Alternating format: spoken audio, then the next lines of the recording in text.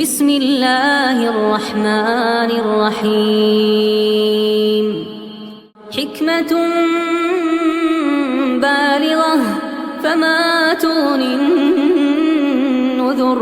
عليكم ورحمة الله وبركاته. نحمده ونصلي على رسوله الكريم. أما بعد، قال الله تعالى: يوم ندعو كل أناس بإمامهم. صدق الله العلي العليم. وقال نبينا صلى الله عليه وسلم: سيد القوم خادمهم، أو كما قال عليه الصلاة والسلام. மண்ணையும் விண்ணையும் படைத்து மண்ணுக்கு பெருமையாய் மனிதனை படைத்து விண்ணுக்கு பெருமையாய் விண்மீன்களை படைத்து யாரை படைக்காவிட்டால் இவ்வுலகத்தையே படைத்திருக்க மாட்டேன் என்று சொன்னானோ அப்படிப்பட்ட அல்லாஹ் தஆலாவுக்கே எல்லா புகழும்.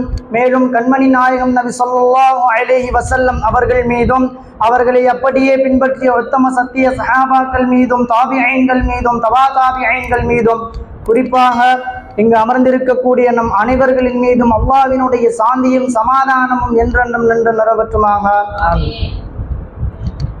இந்த உலகத்தை திருத்துவதற்காக பல்வேறு ரீதியில் பல்வேறு தலைவர்கள் பாடுபட்டு இருக்கிறார்கள். அவர்களது கருத்துக்களில் நமக்கு வேறுபாடு இருக்கலாம். ஆனால் அப்படிப்பட்டவர்கள் இல்லாவிட்டால் இந்த உலகம் என்பது ஒரு காட்டு மீராண்டித்தனமான உலகமாக மாறி போய் இருக்கும் என்பதை நாம் விளங்க வேண்டும். அதன் அடிப்படையிலே இன்றைக்கு நடக்கக்கூடிய அரசியலை பற்றி நான் உங்களுக்கு சொல்ல வேண்டும் என்பது அவசியமில்லை. இருந்தாலும் ஒன்றை சொல்லுகிறேன். இறைவனுடைய படைப்பிலே எலிகளுக்கு மட்டும் பல்லு வளரும், மனிதனுக்கு பல்லு வளராது. மனிதனுக்கு பல்லு வளர்ந்தால் அது விகாரமாக ஆகிவிடும், ஒரு பெரிய ஆபத்தை சந்திக்கக்கூடியவனாக அவன் ஆகிவிடுவான். ஆகையால் எலிகளுக்கு மட்டும் பல்லு வளரும். இப்படி இருக்கிற சமயத்தில் அந்த எலிக்கு தெரியும், நமக்கு இந்த பல்லு வளர்ந்தால் தினதோறும் அந்த பல்லை தீட்டாவிட்டால் நமக்கு ஆபத்து ஏற்பட்டுவிடும், நம்முடைய இருப்பிடம் ஆபத்தாகிவிடும் என்று அந்த எலிகளுக்கு தெரியும். அதன் அடிப்படையில் அந்த எலி அந்த பல்லை சமன்படுத்துவதற்காக எதையாவது கடிக்க வேண்டும், எதையாவது பொறிக்க வேண்டும். சமயங்களிலே நம்முடைய வீட்டில் இருக்கக்கூடிய தார்பாய்களை, கால் மிதிகளை, நம்முடைய பிள்ளைகளுடைய நோட்டு புத்தகங்களை எல்லாம் அது கடிக்க வேண்டும். காரணம், அதனுடைய இருப்பு சரியாக இருக்க வேண்டும். அதனுடைய பல் அதை விட்டு விலகி சென்று விடக்கூடாது. நமக்கெல்லாம் இந்த இடத்தில் ஒன்று தோணும், இந்த எலி என்பது வெஜ்ஜா நான் வெஜ்ஜா சாப்பிடும். காரணம், எல்லாத்தையும் அது கடிக்கும். ஒன்றை நாம் புரிந்து கொள்ள வேண்டும், அது கடிப்பதனுடைய நோக்கம், அந்த எலி எல்லாவற்றையும் கடிப்பதனுடைய நோக்கம் அதனுடைய இருப்பு இருக்க வேண்டும், அதனுடைய பல்லுக்கு எந்த விதமான ஆபத்தும் வந்துவிடக் கூடாது என்பதனால் தான் அது எல்லாற்றையும் கடிக்குகிறது. உங்களுக்கு புரியும் என்று நினைக்கிறேன். அதே போல் இந்திய அரசியலிலும் எலிகள் இருக்கிறது. அந்த அரசியல்வாதி தன்னுடைய பதவி நன்றாக இருக்க வேண்டும் என்றால், தன்னுடைய இருப்பு நன்றாக இருக்க வேண்டும் என்றால் குதறுவான். சில சமயங்களிலே முஸ்லிம்களை குதறுவான், சில சமயங்களிலே காபியர்களை குதறுவான், சில சமயங்களிலே தாழ்த்தப்பட்ட அடித்தரப்பட்ட மக்கள்களை குதறுவான். நமக்கு தான் தெரியுமே எலிய பொறி வச்சு எப்படி பிடிக்கிறது. விரைவில் பிடிப்பேன் இன்ஷா அல்லாஹ். நபிகள் நாயகம் ஸல்லல்லாஹு அலைஹி வஸல்லம் அவர்கள் முஹம்மத், இந்த முஹம்மது என்றால் புகழப்பட்டவர், புகழப்பட்ட பெயர் எல்லோருக்கும் புரிந்து விடாது.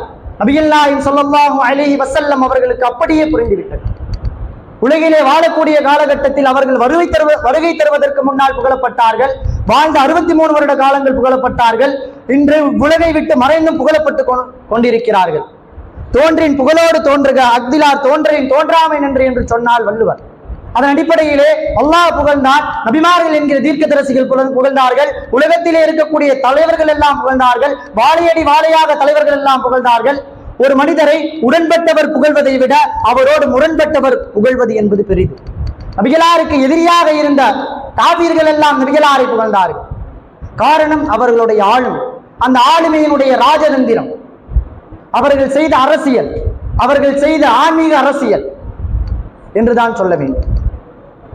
ஆனால் இப்படி புகழ்ந்தவர்கள் எல்லாம் நபிகளாரோட குடும்பம் அல்ல, நபிகளாருடைய சொந்தம் அல்ல, நபிகள் நாயகத்தினுடைய நபிகளாருடைய கொள்கையை ஏற்றவர்கள் கூட அவர்கள் இல்லை. காரணம், நபிகளாருடைய ஆளுமையின் காரணமாக அவர்கள் நபிகளாரை புகழ்ந்தார்கள். உலகமெல்லாம் சுற்றித் திரிந்த நெப்போலியன் எழுதுகிறார், முஹம்மது நபி இன்று உலகில் ஹயாத்தாக இருந்திருந்தால் இந்த உலகத்திலே நடக்கக்கூடிய அனைத்து விதமான பிரச்சனைகளையும் தீர்த்து வைத்திருப்பார். என்று உலகமெல்லாம் சுற்றித் திரிந்த நெப்போலியன் எழுதுகிறார். இம்மன்றத்தை துவங்குவதற்கு முன்னால் நம்முடைய ஆசிரியர் சொன்னது போல அமெரிக்காவினுடைய பேரறிஞர் மைக்கேல் ஹெச் ஹார்ட் அவர் இந்த உலகத்தை பெரும் தாக்கத்தை ஏற்படுத்தியவர்கள் மொத்தம் 1000 நபர்களை தேர்வு செய்கிறார். அந்த 1000 நபர்களையும் ஒரு புத்தகமாக வெளியிடாமல் அந்த 1000 நபர்களில் இருந்து 100 நபர்களை மட்டும் தேர்வு செய்து தி 100 என்ற நூலை வெளியிடுகிறார்.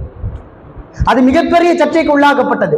பிறகு மார்க்கர் அறிஞர்கள் எல்லாம் மைக்கேல் ஹெச் ஹார்ட் அவர்களிடம் கேட்கும் பொழுது, எதற்காக நீங்கள் நபிகள் நாயகத்திற்கு முதலிடம் கொடுத்தீர்கள் என்று கேட்கிற பொழுது அந்த அறிஞர் சொன்ன விஷயம் நாம் அறிந்த ஒன்று.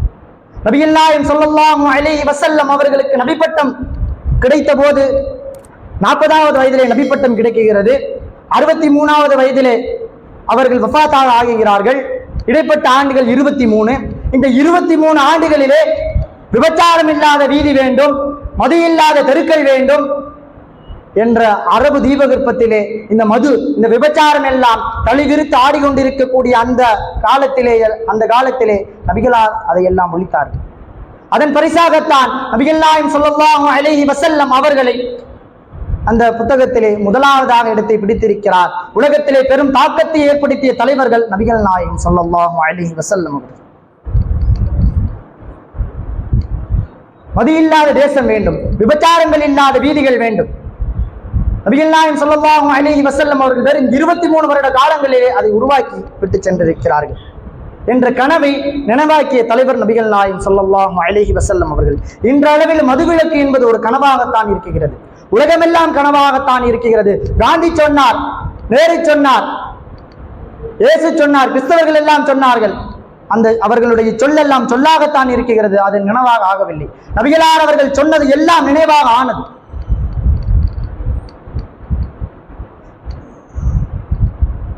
நபிகள் நாயகம் ஸல்லல்லாஹு அலைஹி வஸல்லம் அவர்கள் ஒரு தடவை காட்டிற்குள் சென்று கொண்டிருக்கக்கூடிய சமயத்திலே ஒரு மான் ஒரு கூண்டிலே அடைபட்டு இருக்கிறது. அந்த மானை பார்க்கிறார்கள். அந்த மான் சொல்லுகிறது, ஓ நாயகமே, என்னை இந்த கூண்டை விட்டு சற்று வெளியிடுங்கள். என்னுடைய பிள்ளைக்கு நான் அமுதூட்டும், அதாவது பாலூட்டும் நேரம் வந்து விட்டது. நான் என்னுடைய குழந்தைக்கு பாலை ஊட்டி விட்டு சற்று இந்த கூண்டிற்கே நான் திரும்பி விடுகிறேன். ஆகையால் என்னை இந்த கூண்டை விட்டு வெளியிடுங்கள் என்று சொல்லும் பொழுது நபிகள் நாயகம் ஸல்லல்லாஹு அலைஹி வஸல்லம் அந்த கூண்டுக்கு சொந்தக்காரரான காவலனிடம் போய் சொல்லுகிறார்கள், ஓ காவலரே, இந்த மான் அதனுடைய பிள்ளைக்கு பாலூட்டும் நேரம் வந்து விட்டது. ஆகையால் இந்த மானை திறந்து விடுவாயாக என்று நபிகள் நாயகம் ஸல்லல்லாஹு அலைஹி வஸல்லம் அவர்கள் சொல்லும் பொழுது அந்த கூண்டினுடைய காவலாளி நபிகளாரை சற்று ஏராளமாக பார்க்கிறார். இந்த மான் நான் திறந்து விட்டா போயிட்டு ரிட்டர்ன் வந்துடும், நீங்க என்னை நம்ப சொல்றீங்க அப்படின்னு கேட்டவுடன் நபிகள் நாயகம் ஸல்லல்லாஹு அலைஹி வஸல்லம் அவர்கள் கூறுகிறார்கள், ஓ காவலாளியே, இந்த மானை நீ வெளியே விடு, இந்த மானுக்கு பதிலாக நான் இந்த கூண்டிற்கு பக்கத்திலே அமருகிறேன் என்று நபிகள் நாயகம் ஸல்லல்லாஹு அலைஹி வஸல்லம் அவர்கள் சொல்லுகிறார்கள். அந்த காவலனுமோ அந்த கூண்டை திறந்து மானை வெளியேற்றி விடுகிறான். பிறகு மான் சென்றது தன்னுடைய பிள்ளைக்கு பாலை ஊட்டிவிட்டு அந்த கூண்டிற்கே வந்தது என்று வரலாறு தொடரும். இந்த இடத்தில் நாம் ஒன்றை யோசிக்க வேண்டும். ஒரு சாதாரண விலங்கினங்களுக்காக தன்னை அர்ப்பணம் செய்த தலைவர் எங்கே? எவன் எக்கேடு கட்டாலும் எனக்கென்ன என்று மக்களிடம் வாங்கிய வரிபணத்தால் தான் வல்லரசாக வேண்டும், தன்னுடைய வாரிசுகள் வல்லரசாக வேண்டும் என்று நினைக்கக்கூடிய இன்றைய அரசியல் தலைவர்கள் எங்கே என்பதை நாம் சற்று சிந்தித்து பார்க்க வேண்டும். நபிகள் நாயகம் ஸல்லல்லாஹு அலைஹி வஸல்லம் அவர்களுடைய ஆளுமையின் காரணமாக பல்வேறு தடவை நான் உங்களுக்கு மத்தியில் சொல்வது உண்டு. நபிகள் நாயகம் ஸல்லல்லாஹு அலைஹி வஸல்லம் அவர்களுடைய ஆளுமையின் காரணமாக சஹாபாக்கள் எல்லாம் பார்த்து சொன்னார்கள், ஒரு தலைவனுக்காக ஒரு ரசிகன் தன்னை அர்ப்பணம் செய்து கேள்விப்பட்டிருப்பீர்கள். ஆனால் நபிகள் நாயகம் என்கிற ஒரு தலைவருக்காக சஹாபாக்கள் எல்லாம் ஃபீதாக அபீ வ உம்மி யா ரசூலல்லாஹ், ஓ ரசூலுல்லாஹ்வே, உங்களுக்காக என்னுடைய தாயும் என்னுடைய தந்தையும் அர்ப்பணமாகட்டும் என்று சொன்னவர்கள் சஹாபாக்கள்.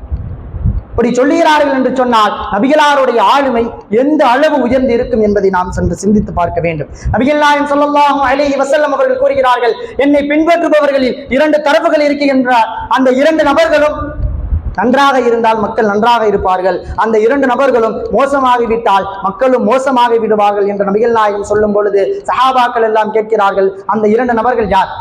ஒன்று மார்க்க அறிஞர்கள், இன்னொன்று ஆட்சியாளர். இந்த 2 பேரும் உலகத்திலே வாழக்கூடிய காலத்தில் நன்றாக வாழ்ந்தால் மக்கள்களும் நன்றாக வாழ்வார்கள், இவர்கள் மோசமாக வாழ்ந்தால் மக்களும் மோசமாக வாழ்வார்கள் என்று நபிகள் நாயகம் ஸல்லல்லாஹு அலைஹி வஸல்லம் அவர்கள் கூறுகிறார்கள்.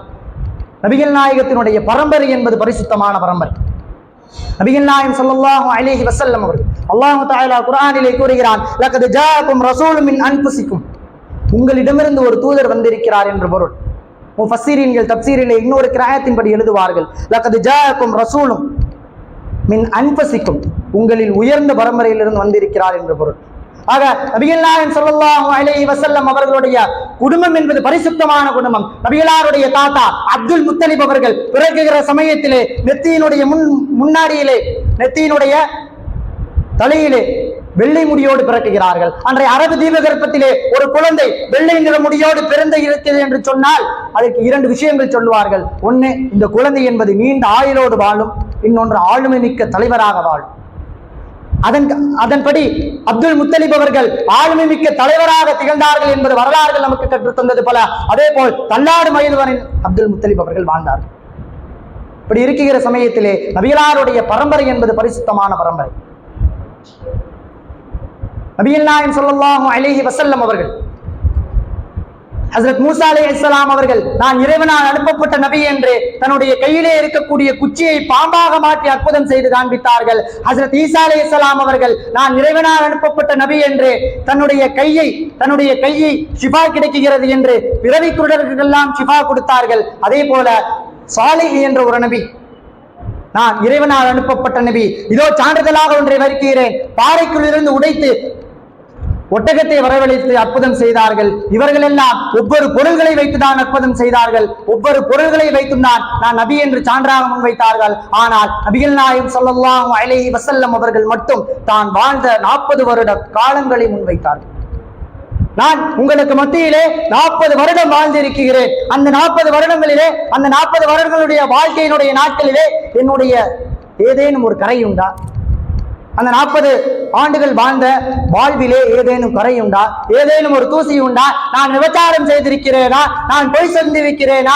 நீங்கள் தானே சொல்லீர்கள், அஸ்ஸாதிக் உண்மையாளர், அல் அமீன் நம்பிக்கை கூறியவர், பிறருடைய அமானித பொருட்களை நான் திருடியது உண்டா என்று நபிகள் நாயகம் ஸல்லல்லாஹு அலைஹி வஸல்லம் அவர்கள் தான் வாழ்ந்த 40 வருட காலங்களையும் முன்வைக்கிறார்கள். இன்றைக்கு இருக்கக்கூடிய அரசியல் தலைவர்கள் எல்லாம் தான் வாழ்ந்த முன் காலங்களை முன்வைத்தால் கல்லடிபட்டு சாவார்கள். காரணம், அவர்களுடைய வாழ்வு என்பது மிகவும் மோசமான வாழ்க்கையாக இருக்கும். ஆகையால் அல்லாஹ் தஆலா எலிகளில், இந்த இந்திய அரசியலில் இருக்கக்கூடிய எலிகளை, குதிரை அடிக்கக்கூடிய அந்த எலிகளை விட்டும் இஸ்லாமிய சமூகத்தை அல்லாஹ் தஆலா பாதுகாத்து அருள் புரிவானாக. மேலும் நபிகள் நாயகம் ஸல்லல்லாஹு அலைஹி வஸல்லம் அவர்கள் விட்டு சென்ற சுன்னத்துக்களை நம்முடைய வாழ்நாளிலே அதிகமாக பின்பற்றக்கூடிய பாக்கியத்தை அல்லாஹ் தஆலா நம் அனைவருக்கும் தந்து அருள் புரிவானாக. வாஹிரு தஅவானா அல்ஹம்துலில்லாஹி ரப்பில் ஆலமீன். அஸ்ஸலாமு அலைக்கும் வரஹ்மத்துல்லாஹி வபரகாத்துஹு.